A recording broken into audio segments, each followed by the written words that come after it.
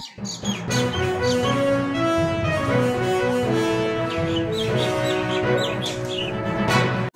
పేరు మస్న ప్రసాద్. అది గార్ల మండలం, గార్ల గ్రామం, మహబూబాద్ జిల్లా. మా తండ్రి చిన్నతనంలో చనిపోతే మా అమ్మ జాంపళ్ళు అమ్ముకుంటూ మమ్మల్ని సాదుకుంటూ వచ్చింది. అది ఎంఏబీఈడి ఉన్నతమైన విద్యను పూర్తి చేసుకొని ఇదే ఎంచుకొని బతుకుతున్నాను. తినడానికి తిండి, ఉండడానికి ఇల్లు కూడా లేదు. అన్నయ్య, అమ్మ, నాన్న ఇద్దరు చనిపోయారు. చెల్లె వివాహానికి ఉన్నది. ఇల్లు కూడా కూలిపోయి శిథిలావస్థల ఉన్నది. కాబట్టి రేవంత్ రెడ్డి గారి కాంగ్రెస్ ప్రభుత్వం వచ్చింది కాబట్టి నాకు ఏదైనా ఉద్యోగ ఉపాధి అవకాశం కల్పించగలరని మిమ్మల్ని ప్రార్థిస్తున్నాను. అట్లనే వివిధ దాతలు, విద్యార్థులు, మిత్రులు, శ్రేయోభిలాషుల యొక్క ఆర్థిక సహాయ సహకారాలతోటి కేజీ నుంచి పీజీ, బీఈడి అన్ని ఉన్నతమైన విద్యని పూర్తి చేసుకొని ఫస్ట్ క్లాస్ మార్కులతోటి పాస్ అయి ఉన్నాను. తర్వాత చిన్న చిన్న పోస్టులకు అన్నిటికీ అప్లై చేస్తున్నాను. ఏది నాకు అనుకూలంగా కలగలేదు తండ్రి.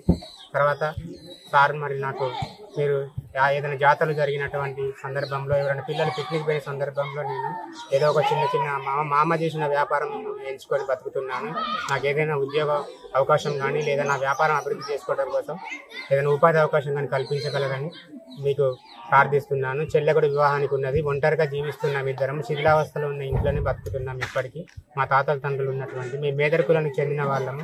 చాటలు బుట్టలు అమ్ముకొని బతుకుతున్నాం. చాటలకు కూడా డిమాండ్ లేదు అని యంత్రాలు, మిషన్లు అయిపోయినాయి కాబట్టి ఆ చాటలు కూడా అమ్ముడుపోవట్లేదు.